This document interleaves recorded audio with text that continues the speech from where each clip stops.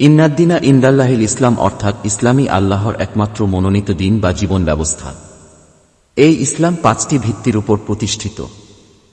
হজ হচ্ছে 5টি ভিত্তির একটি, যা শারীরিক ও আর্থিক ইবাদত। আমরা কেন হজ করি, হজ কিভাবে মানুষের প্রতি কি কারণে ফরজ হলো, এ ব্যাপারে মানুষেরই জানা বিষয়গুলো জাগো নিউজের পাঠকদের জন্য হজের সংক্ষিপ্ত প্রেক্ষাপট তুলে ধরা হলো।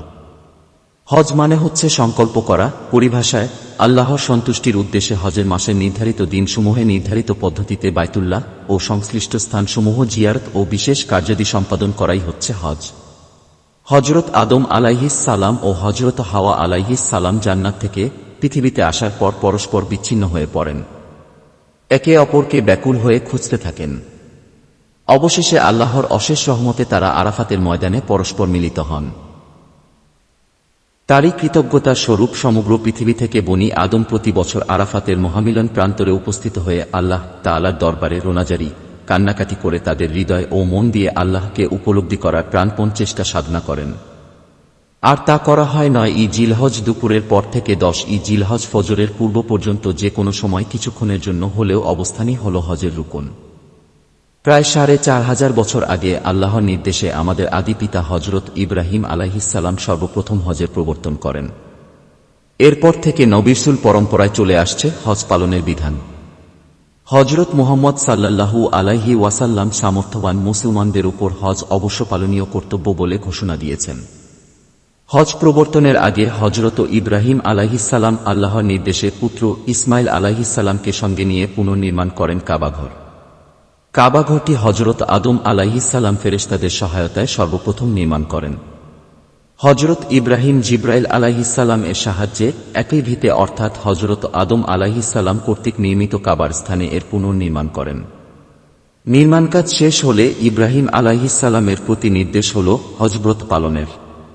আল্লাহ তাআলা হযরত জিবরাইল আলাইহিসসালাম মারফত তাকে হজের সব আহকাম সম্পর্কে অবহিত করেন। ইব্রাহিম আলাইহিসসালাম তার পুত্র ইসমাইল আলাইহিসসালামকে নিয়ে কাবাঘর 7 বার তাওয়াফ করেন, চুম্বন করেন হাজরে আসওয়াদ এবং একে একে সম্পূর্ণ করেন হজের সব আহকাম। এরপর আল্লাহর নির্দেশ এলো হজের দাওয়াত বিশ্ববাসীকে পৌঁছে দেওয়ার। হযরত ইবনে আব্বাস রাদিয়াল্লাহু আনহু থেকে বর্ণিত, যখন হযরত ইব্রাহিম আলাইহিসসালামকে হজ ফরজ হওয়ার কথা ঘোষণা করার আদেশ দেওয়া হয়, তখন তিনি আল্লাহর কাছে আরজ করলেন, এটা তো জনমানবহীন প্রান্তর, এখানে ঘোষণা শোনার মতো কেউ নেই। যেখানে ঘনবসতি আছে সেখানে আমার আওয়াজ কিভাবে পৌঁছবে? আল্লাহ বললেন, তোমার দায়িত্ব শুধু ঘোষণা দেওয়া, সারা বিশ্বে পেছানোর দায়িত্ব আমার। এ কথা শুনে হযরত ইব্রাহিম আলাইহিসসালাম তখন মাকামে ইব্রাহিমে দাঁড়িয়ে ঘোষণা দিলেন। আল্লাহ তা উচ্চ করে দেন। কোন বর্ণনায় আছে তিনি আবু কুবায়েস পাহাড়ে আরোহণ করে ঘোষণা দিয়েছিলেন।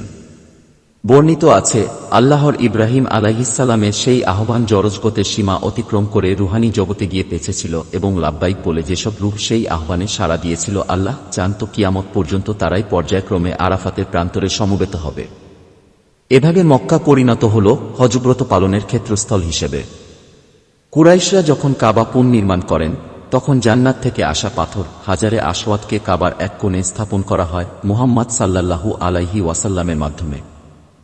কাবার এক পার্শ্বে একটি স্থান রয়েছে যার নাম মাকামে ইব্রাহিম। এখানে দাঁড়িয়ে ইব্রাহিম আলাইহিসসালাম কাবা নির্মাণ কাজ পর্যবেক্ষণ করতেন। এখানে একটি পাথরে তার পদছাপ রয়েছে।